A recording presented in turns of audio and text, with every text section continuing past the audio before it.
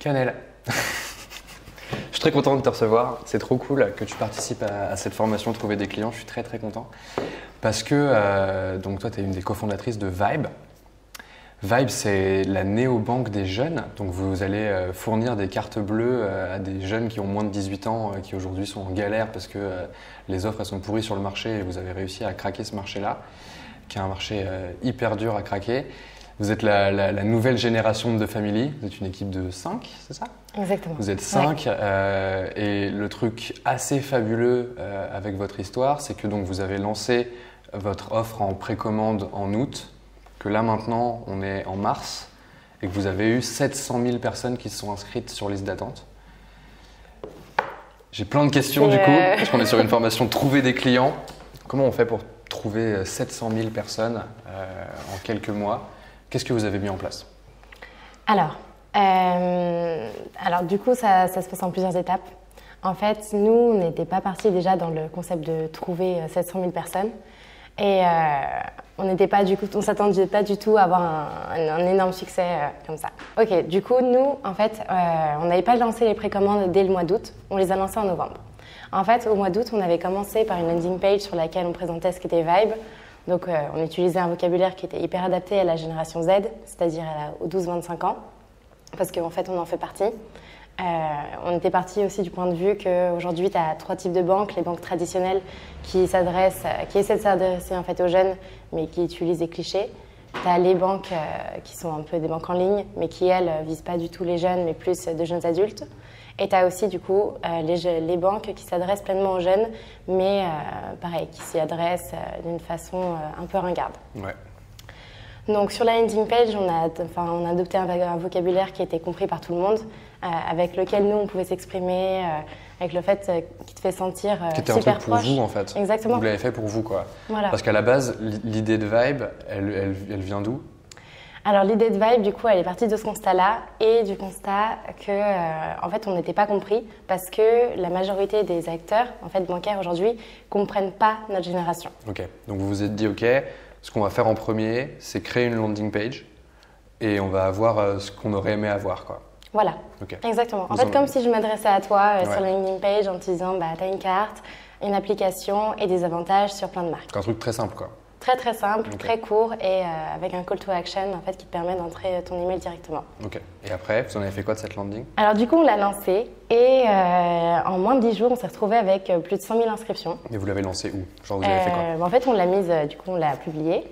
Et on avait, nous, du coup, on avait commencé à créer une communauté sur Instagram. Donc, on parlait avec des influenceuses qui avaient adoré le projet et qui le prenaient à cœur et qui voulaient s'y investir aussi. Donc, il y avait un truc en amont, il y avait un travail en amont de vous parliez juste avec des influenceuses de votre projet. Et au fur et à mesure qu'elles trouvaient ça cool, le jour où vous avez lancé sur Insta… Elles l'ont fait directement. En fait, le jour où on a mis la landing page, quelques jours après, notre première influenceuse a fait du coup une story. Et suite à ça, en fait, on a eu une acquisition qui a décollé. C'est-à-dire qu'en fait, elle a lancé les premières inscriptions et en 2-3 heures, on était déjà à 1500 personnes connectées online, sur le site. Comment tu la connais à la base? Nous, on les a contactées directement par Instagram. Ok. En fait, pareil, en utilisant un vocabulaire très simple, très proche aussi. On savait ce qu'elle faisait, on les suivait. En fait, à partir du moment où tu t'intéresses vraiment à la personne et pas seulement au fait qu'elle puisse faire des stories ou autre, tout de suite, ça crée une relation qui est beaucoup plus simple et saine. Donc, elle a répondu, elle a adoré le projet, elle s'est sentie concernée. Vous lui avez juste envoyé un message, quoi. Salut, salut, on bosse sur un projet. Vous l'avez rencontré ou… Non, on l'a même pas. Non, on l'a pas rencontré. En fait, ça a suffi. On l'a appelée, on a eu des échanges avec elle. En fait, on lui a vraiment expliqué pourquoi on faisait Vibe.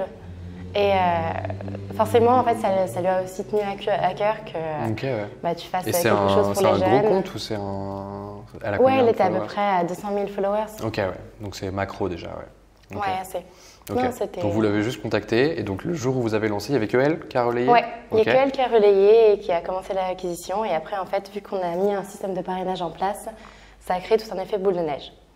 Donc en fait, ce système de parrainage, il fonctionne lorsque tu t'inscris, donc tu rentres ton mail, tu le confirmes, et nous, derrière, on te demande ton numéro de téléphone, et ensuite, tu as un lien de parrainage. Et en fait, ce lien de parrainage, à chaque fois que tu le partages à un de tes amis, et que lui aussi s'inscrit, toi, tu gagnes 2 € et lui aussi. Ok. Donc ça aussi, ça a énormément plu. 2 euros sur ton Virtuel. compte ouvert à terme? Voilà. Donc en Ok. fait, aujourd'hui, ce sont 2 euros virtuels qui seront disponibles à partir de l'ouverture des comptes. Ok. Donc ça veut dire que tu as un coût par litre de 2 euros, quoi. En fait, c'est un coût d'acquisition qui revient à 4 euros, À 4 euros, ouais. qui est très faible en C'est fait très, comparé très faible, ouais. aux banques qui dépensent généralement entre 80 et 180 euros par ouverture de compte. Ok, Bien sûr. trop cool. Bon, il y a deux trucs qui m'intéressent là-dedans. C'est que du coup, il y a une part d'influence marketing, qui est un des canaux dont on parle dans la formation, sur comment tu contactes des influenceurs, des influenceuses et tu leur proposes de relayer ton contenu. Et une partie viral marketing, qui était le truc qui m'intéressait le plus à la base, sur comment tu imagines ce truc-là. Vous avez poussé sur l'influence marketing derrière ou c'était juste un one-shot avec elle en premier Alors, du coup, sur l'influence marketing, comme je t'ai dit, ça a créé un effet boule de neige. C'est-à-dire que les autres influenceurs se sont énormément intéressés à Vibe. En fait, le fait que tout soit gratuit, d'une part, que tu aies des avantages sur plus de 4000 marques, pardon, que tu aies des avantages sur plus de 4000 marques, que tu aies une carte. Déjà, en fait, avoir une carte déjà dès l'âge de 12 ans, ça te responsabilise. En fait, ce que la majorité des banques n'ont pas compris, c'est qu'aujourd'hui, la génération Z, elle est très autonome. Elle a grandi en étant connectée, elle sait utiliser des outils qui sont, des technologies que nos parents en fait ne comprennent pas encore. Qu'on est très autonome et qu'on a grandi en étant autonome via les réseaux sociaux. Donc d'avoir une carte et un compte dès l'âge de 12 ans, c'est pas quelque chose qui te choque en fait en tant que jeune. Ouais, ok. Et qui te rend en fait ton autonomie que quelque part tu mérites puisque tu as déjà l'habitude d'avoir un compte. Il y a des personnes qui ont 12 ans qui sont déjà des influenceurs et qui génèrent des salaires. En fait, c'est tout un monde qui n'est pas encore assez développé au niveau des millionnaires ou des générations qui sont un peu plus vieilles. Ok. Et ce message-là, c'est un truc que tu as construit a posteriori ou c'est un truc dont tu parlais dès le départ? C'est quelque chose dont on parlait dès le départ. Ok. Parce que moi-même, j'ai 21 ans. Ouais. Et tout ce que je l'ai appris, on va dire, par moi-même. On est très autodidacte. Aujourd'hui, tu apprends énormément sur Internet. Tu n'as presque plus besoin d'aller en cours. Tu fais énormément de choses par toi-même. Et la connaissance, tu y as accès instantanément. C'est-à-dire que tu veux savoir quelque chose, tu regardes sur Internet, tu y as accès, mais directement. Tout est instantané. Et forcément, ça accélère aussi ton processus d'apprentissage. Ok. Et donc, du coup, vous poussiez là-dessus. Qu'est-ce qui s'est passé? C'était vraiment juste un truc de ouf en mode elle a partagé et derrière, pas de contrôle, rien, et tous les influenceurs se sont mis à partager, quoi. Nous, après, on a des influenceurs qui sont venus nous contacter. Ok. Et quand elle l'a partagé, en fait, sa communauté s'est sentie pleinement concernée. Ok. Ils se sont reconnus dans le fait que tu as des acteurs aujourd'hui qui essaient de communiquer avec les jeunes mais qui utilisent des clichés, Ouais. ce qui ne marche pas du tout. Et ils se sont reconnus aussi dans le fait de pouvoir avoir une autonomie dès 12 ans en fait. Que tu n'aies pas besoin d'avoir 16 ans ou 18 ans pour avoir ton compte à toi en attendant papa et maman en fait, qui te permettent d'avoir un compte. Ok, très clair. Et du coup, vous avez mis une structure sur ça ou pas du tout? Ou c'est en freestyle complet? Sur la relation aux influenceurs? Alors, sur la relation aux influenceurs, on en a mis une à partir de 10K. C'est-à-dire que en fait, toutes les personnes qui ont moins de 10K, on les laissait partager un peu comme elles voulaient, parce que de toute façon, nous, on n'avait pas de contrôle dessus. Ok. Une personne qui, elle, s'inscrit a automatiquement un lien de parrainage qui est généré. Et si elle décide de le partager en story, en fait, on a même des comptes maintenant, aujourd'hui, à plus de 500K qui partagent sans qu'on les ait jamais contactés. Ok. Parce qu'ils adorent le projet, alors que c'est des personnes qui sont rémunérées pour des pubs généralement. En fait, ça les tient à cœur. Ils adorent, ils s'y retrouvent pleinement. Nous, on communique énormément aussi, on est très proche de notre communauté. Aujourd'hui, on a plus de 52 000 followers sur Instagram. Donc, c'est une forte communauté qu'on gère énormément. Et on leur parle tous les jours. On fait des lives pour leur parler, pour leur dire où on en est. On est très transparent. On est très transparent sur tous nos process. C'est-à-dire qu'ils connaissent chaque étape. Ils connaissent l'histoire depuis le début, quand est-ce qu'on a commencé, toutes les étapes qu'on a franchies au fur et à mesure et les next steps qui arrivent. Ok. Et le fait d'être en fait, tenu au courant tout le temps, que tu sois super transparent sur tous tes process, c'est quelque chose déjà qui n'a pas l'habitude d'être fait, surtout pour une banque. Qui en fait, En termes de transparence, ouais. Ouais, c'est ça. En fait, la partie bancaire qui est très fragile. En fait, c'est lié au fait que quand tu es jeune, tu as grandi avec les crises, avec tes parents qui disent ouais, fais pas confiance aux banquiers, c'est tous des voleurs, que tu as des frais cachés et tu sais même pas pourquoi tu payes tant d'euros par mois sur ton compte. Et la transparence, c'est pas du tout un élément qui ressort énormément chez les banques. Et aujourd'hui, toi, cette transparence, elle se traduit par quoi? Parce que je me rappelle quand on s'est appelé la première fois, tu étais en panique, en mode ah, il y a beaucoup trop de gens qui s'inscrivent, tout le monde nous demande où on en est, etc. Ouais. Moi, un truc qui me fascine, c'est que sur votre compte Insta, il n'y a pas de post. Non, oui, il n'y a que des stories. Comment t'en es arrivé à cette conclusion-là de je vais faire que des stories? Alors, ça, on est parti en fait du fait que aussi aujourd'hui, la majorité des gens sont sont énormément dans le visuel et très instantanés. En fait, comme Snapchat, et c'est pour ça qu'aujourd'hui, en fait, Insta a développé aussi des stories. C'est que maintenant, aujourd'hui, tes stories sont beaucoup plus vues que tes posts. Et les personnes, ça te permet d'interagir beaucoup plus facilement que via un post. Aujourd'hui, je peux leur parler, je peux leur poser des questions, et ils y répondent tous via Instagram.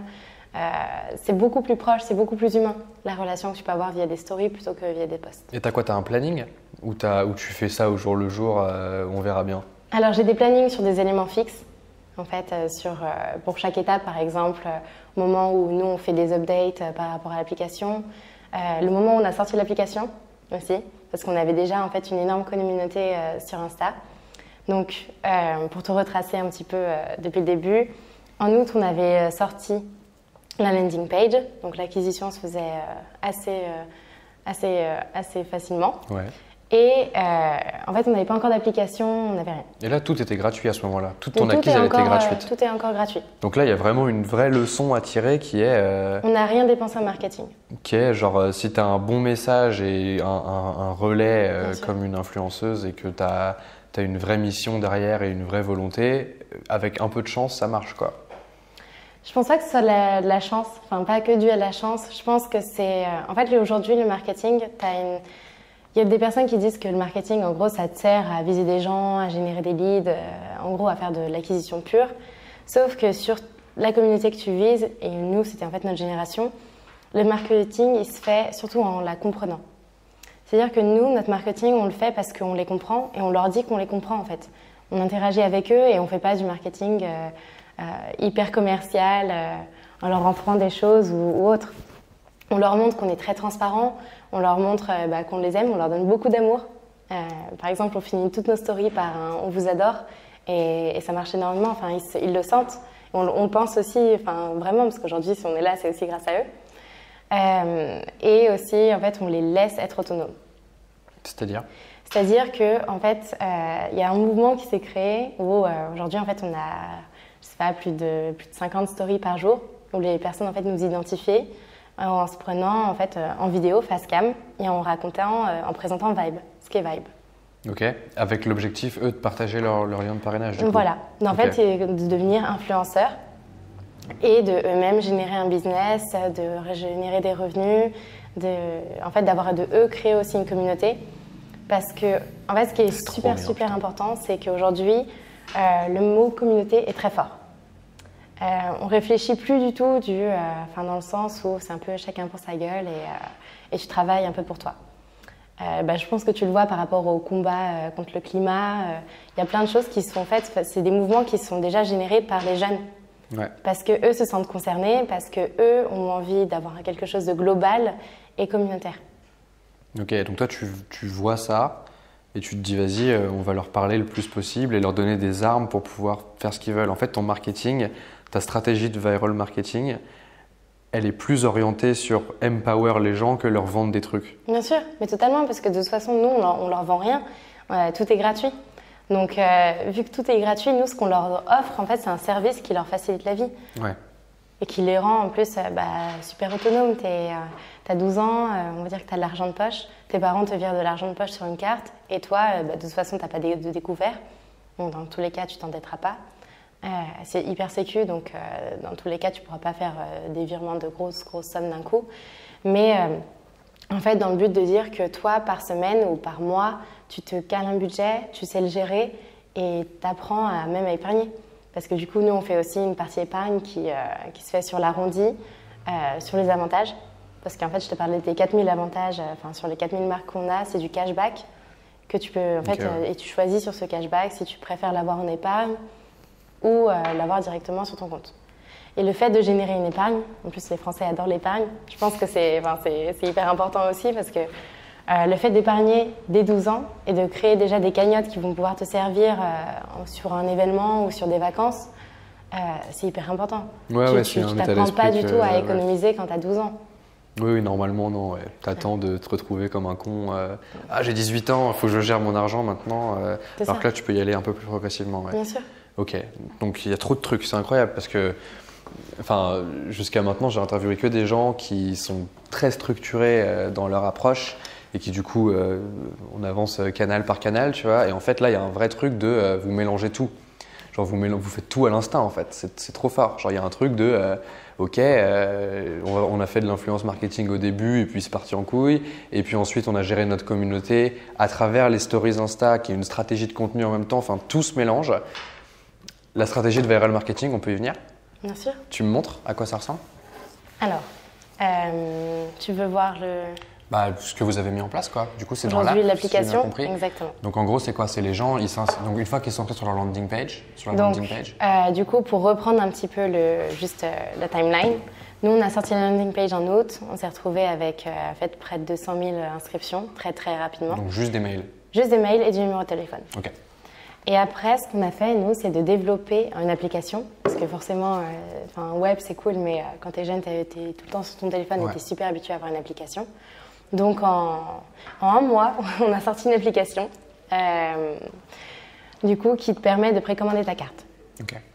Ça veut dire que, en fait, on a gamifié toute l'expérience. Aujourd'hui, quand tu t'inscris, le premier inscrit est le premier du classement. Ouais, merci. Hop. Alors, en gros, là, tu vas taper ta application. Voilà, là, c'est mon solde. Là, c'est ma place dans le classement. Ok, donc c'est le classement global de tous les gens qui se sont inscrits sur Vibe et tu peux gagner des places en parrainant des gens. Voilà. Ok. Exactement. Donc là, c'est ton lien. Tu peux partager ton lien si tu le partages. Voilà. Ok, ouais. Ensuite, là, c'est ta carte que tu précommandes. Donc, tu indiques toutes les informations pour recevoir ta carte. Et nous, on te l'envoie selon ton classement. Ok. Là, pareil, tu as une loupe, en fait. Tu as un loop qui est fait via Insta, sur Instagram. Donc, comme ça, tu peux suivre toutes les avancées. Comment ça, un loop? En gros, quand tu es là, en fait, tu appuies sur Vibe et ça t'amène sur Insta. D'accord, ok. Voilà. Et après, pareil. Et là, après, c'est les infos. Ok, trop cool. Donc, tout simple, quoi. Très simple. Ce truc-là, vous l'avez développé. Enfin, vous avez juste fait un système où c'est un lien.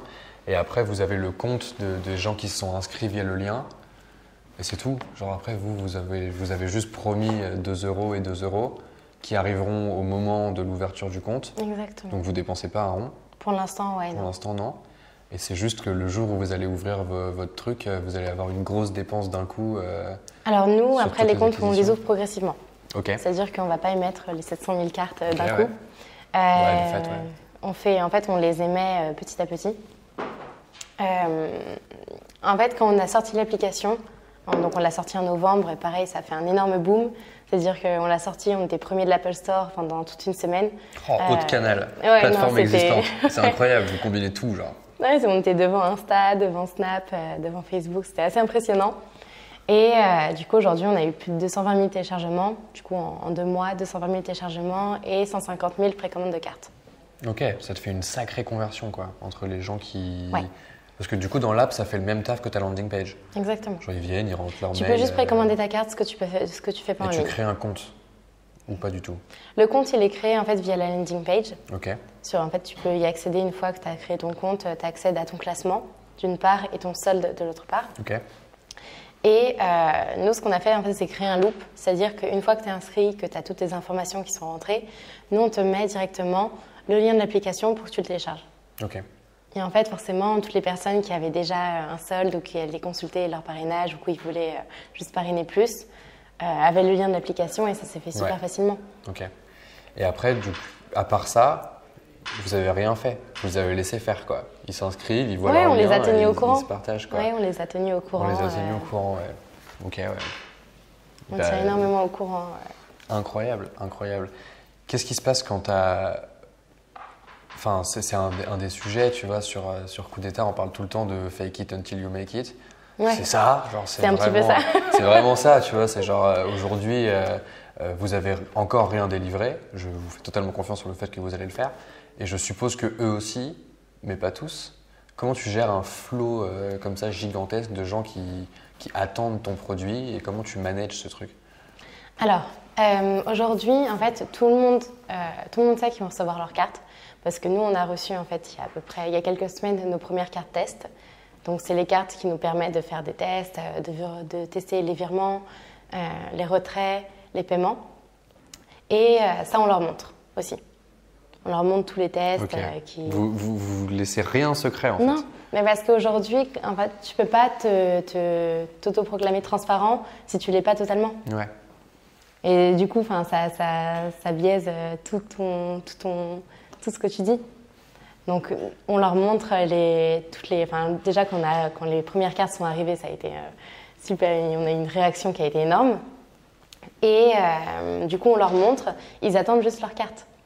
Ils attendent leur carte que nous, en fait, on va commencer à émettre dans quelques mois. Ok. Et toi, sur les stories, genre toutes les réponses, tu réponds? Ouais. T'es partout tout le temps, genre? Ouais. Alors, aujourd'hui, du coup, j'ai pas des personnes qui m'aident parce qu'on a un flow qui a un petit peu augmenté. Mais ouais, en fait, je tiens à ce que tout le monde ait une réponse parce que quand tu es jeune, déjà, tu n'es pas forcément sensible à ce qu'est un service bancaire ou un service de paiement. Tu as besoin d'explications. Tu as forcément besoin d'explications à un moment ou même si c'est comment est-ce que la carte marche, comment est-ce que l'application marche, comment je fais pour ouvrir un compte. Donc nous, on leur explique qu'aujourd'hui, un compte, ça s'ouvre avec une pièce d'identité si tu es majeur et celle de tes parents si tu es mineur. Et c'est super facile, en fait, ça se fait en 2 minutes. Après, tu as d'autres questions. C'est plus concernant le type d'avantage, parce qu'aujourd'hui, en fait, tout le reste de l'application va être valable au moment de l'ouverture des comptes. C'est combien de messages par jour? C'est énormément de messages par jour. C'est en période, au moment où on met les stories, donc vers en fait 21h ou 21h, là où on a le plus gros rush, c'est à peu près 300 messages par heure. Putain. Ouais, ça fait beaucoup de monde. La vache! Donc tu as 300 messages par heure et quoi, toi tu passes ta soirée de 21h à 2h du mat à répondre, genre? Un petit peu. Okay. Un petit peu, ouais. Au début, on le faisait énormément. Là, on s'est rendu compte qu'on ne pouvait pas répondre à tout le monde instantanément. Donc, on fait en sorte que tout le monde ait une réponse, que ce soit en fait des personnes qui attendent depuis plusieurs heures ou des personnes qui envoient un message instantanément.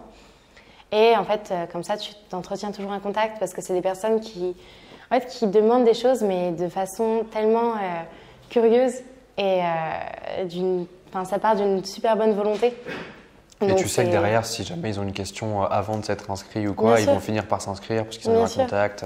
Mais en fait, la majorité sont déjà inscrits. C'est juste plus des questions techniques que eux peuvent aussi trouver dans la FAQ qu'on a mis en ligne et aussi sur l'application. Et tu penses que ça a un impact, enfin c'est une question rhétorique un peu, mais ça a un impact sur le nombre d'inscrits derrière, quoi? Énormément.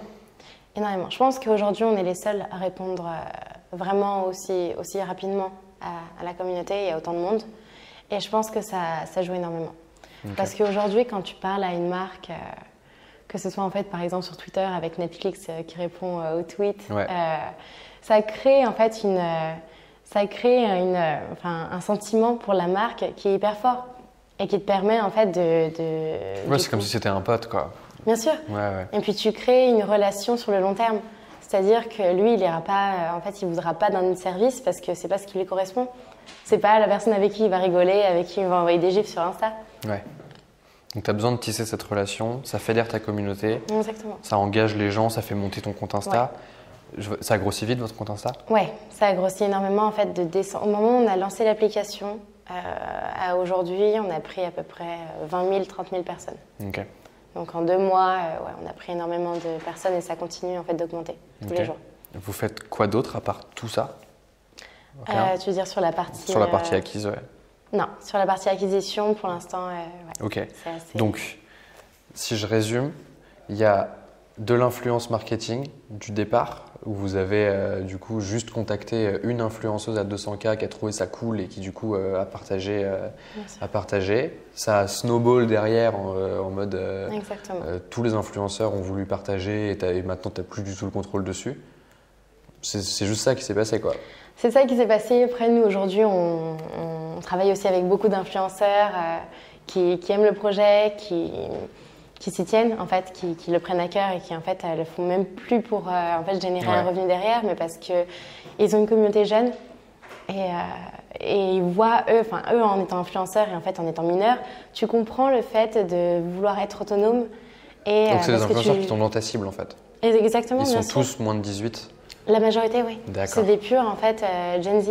C'est-à-dire qu'ils ont des revenus, mais tu as toujours le problème de j'utilise quelle carte, où est-ce que vous les donc revenus, ça les etc. touche directement. Bien sûr, c'est pour ça qu'ils se sentent énormément concernés par Vibe, en fait. Ouais, complètement. Donc il y a cette partie-là, il y a la partie gestion de communauté. Voilà, et sur la partie gestion de communauté, en fait, dans l'application, on a aussi rajouté un mode ambassadeur et bêta-testeur. Donc aujourd'hui, on a déjà plus de 80 000 ambassadeurs et plus de 50 000 bêta-testeurs. C'est quoi leur bêta-testeur, je pige du coup Voilà, donc en fait les ambassadeurs, c'est des personnes qui vont promouvoir un peu Vibe, qui vont en parler autour d'eux, à qui on va donner des petites missions de temps en temps. Et les bêta-testeurs, c'est des personnes avec qui on va pouvoir, par exemple, tester les cartes, tester l'application. Mais 650 000, tu peux pas leur livrer 50 000 Non, bien sûr, on les livre. En fait, on marche énormément avec les notifications. Donc nous, on fait des petites updates à l'intérieur de l'application sur laquelle en fait on communique, avec laquelle en fait on peut communiquer directement avec eux. Ok. Et c'est quoi les missions que tu donnes aux ambassadeurs ? Aux ambassadeurs, en fait, c'est différent. C'est beaucoup d'échanges. En fait, nous, on a accès par rapport aux ambassadeurs. Ils ont plus de facilité pour communiquer avec nous. C'est-à-dire que via l'application, nous on voit qui est ambassadeur, qu'on interagit par mail ou autre part. En fait, on sait qu'on s'adresse à un ambassadeur. Et ça, en fait, c'est une valeur ajoutée. Ça veut dire que les ambassadeurs, c'est des personnes qui vont en parler dans leurs écoles. En fait, aujourd'hui, on n'a pas encore développé de mission propre aux ambassadeurs, mais on définit même les influenceurs comme nos ambassadeurs, ceux qui le veulent, bien sûr. Et en voyant ça, en fait, on a créé une story Instagram où on a mis nos influenceurs, ceux qu'on adorait, qui voulaient devenir ambassadeurs. Donc, dans une story à la une, appelé ambassadeur. Et toutes les personnes en fait qui cochent être ambassadeur ont forcément vu cette story et nous en fait et eux ils le font de même. Donc ils parrainent, ils vont en parler dans leur école, ils vont en parler sur leurs réseaux sociaux, que ce soit Facebook, Snapchat, Twitter. Mais genre à quel moment le statut d'ambassadeur a une importance, parce que visiblement les gens ils font déjà ça sans être ambassadeur. Ouais. Alors le statut d'ambassadeur en fait il a une importance sur ton statut. En fait, c'est très... Ouais, c'est ton statut social, quoi. C'est ton statut, exactement. Que ça. En fait, tu es ambassadeur Vibe. En fait, c'est ce qui nous permet aussi de reconnaître énormément les ambassadeurs, c'est le lien. En gros, en tant qu'ambassadeur, tu mets ton lien Vibe dans ta bio. Et tu as plus de 80 000 personnes qui ont leur lien Vibe dans la bio. Et du coup, ça fait des thunes aussi. Et... Bien sûr. Et genre, ça régale tout le monde, c'est un cercle hyper vertueux. Au-delà de faire du parrainage, ils font partie d'une communauté. En fait, ils ont un sentiment d'appartenance qu'eux ont choisi. Très clair. Ok, donc ça, c'est sur la communauté. Après, tu as toute ta strate de contenu avec tes stories, etc. Où tu as ton planning de release et le reste, c'est au feeling. C'est tous les jours... Genre tu te dis ok je vais me faire un truc ou je vais faire une série de stories, est-ce que tu es plutôt Game of Thrones? Non, ça dépend, j'ai un petit planning selon les événements, selon ce qui se passe par rapport à l'actualité et par rapport aux news du jour, je peux adapter, je peux changer un petit peu ma story, mais c'est toujours mieux d'avoir un petit plan. Donc tu as un plan et après tu ajustes quoi. Et puis viral marketing du coup, comment tu fais pour… Viral marketing qui se fait en fait… nous on juste continue… l'app quoi. Voilà. Et enfin si, il y a l'app aussi du coup. L'app ça vous rapporte combien de downloads par semaine genre ou par mois? Par semaine, par jour on est à peu près à 500 downloads. 500 downloads par jour juste de l'App Store. Après tu as tous les gens qui viennent d'Insta et qui téléchargent sur l'App Store et tout quoi. Mais l'App Store vous a poussé à un moment aussi… Bien sûr, quand on était premier de l'App Store, évidemment, ça pousse énormément. Ça pousse énormément. Ok. Mais en fait, on était à peu près au moment où on était premier de l'App Store, on était à peu près à 8000 downloads par jour. Ok, ouais. Donc en fait, au lancement. Parce que nous, on avait communiqué. Et c'était lié à l'App Store ou c'était lié au reste? Au fait que nous, on est communiqué énormément. Ouais, ok. En fait, il y a beaucoup de FOMO aussi. C'est-à-dire qu'ils en parlent énormément. Aujourd'hui, je pense que dans la cour ou dans le métro, moi, la dernière fois, j'entendais des petits à côté de moi parler de Vibe dans le métro. C'est trop bien. C'était assez impressionnant. Et même j'ai des amis à moi qui m'envoient des liens Vibe. Ouais, ok. Parce qu'ils savent pas que c'est en fait c'est moi. Mais c'est trop drôle parce que tu vois la viralité se créer autour de toi et en fait ça crée un engouement, ça crée une lutte, ça crée en fait toute une communauté qui te soutient. Ok, bah écoute, trop cool. J'y vois beaucoup plus clair. Je pense pas que j'ai beaucoup plus de questions à te poser sur ça. Juste te souhaiter beaucoup du meilleur pour la suite parce que ça fait que commencer et c'est fou ce que vous vivez, genre profitez-en, c'est lourd. Et bravo, bravo parce que tout se fait à l'instinct, ça se voit et c'est dingue. Genre, il y a un vrai truc quoi. J'ai appris trop de trucs en fait. Genre, il y a une vraie leçon de vous posez pas trop de questions quoi. Et ça régale, ça fait trop plaisir. Bien sûr, tu poses pas de questions. C'est pas sur le fait, on se pose énormément de questions. Hein. Oui, j'entends bien. Tu t'en poses énormément. On nous en pose énormément aussi, du coup, sur Instagram.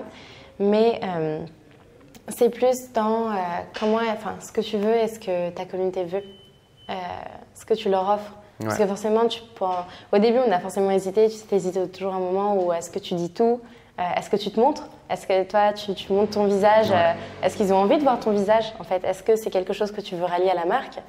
Et nous, par rapport au premier live qu'on a fait, les retombées ont été monstrueuses. En fait, on n'y accordait pas énormément d'importance parce qu'on s'est dit, oui, bon, ils aiment Vibe, ils nous aiment pas nous. Mais ils ont besoin de savoir en fait qui est derrière le projet, que c'est humain. Ouais. Ils ont eu besoin d'une attache humaine que de savoir qu'il y a des vraies personnes. C'est un truc que j'ai entendu beaucoup récemment, ouais. Qu'il fallait avoir quand t'es une marque, il faut une figure, quoi. Bien sûr. Et t'as besoin d'être humain. Enfin, ils ont besoin de savoir qu'ils parlent pas à un robot. Ouais, que c'est pas juste une marque bancaire, qui a un truc, un planning de poste. Salut mes amis les jeunes, ouais. Ouais, effectivement, ouais. Exactement, c'est pas salut les jeunes, on a un truc pour vous aujourd'hui, tu vois. C'est vraiment, aujourd'hui on a fait ça. Qu'est-ce que vous en pensez? On prend énormément de feedback aussi d'eux parce que c'est le produit aussi pour eux. Ouais. Et en fait, on est énormément aussi dans la co-création. C'est-à-dire qu'on leur demande beaucoup leur avis sur des types de design, des idées. Eux se sentent énormément concernés aussi dans Vibe parce que c'est eux qui le créent, c'est eux qui le font développer. Et c'est les outils qu'on leur donne qui leur permettent d'être autonomes et de développer aussi la Vibe avec nous. Eh bien, écoute, trop cool. Merci beaucoup pour ça. C'était une très bonne leçon. Merci.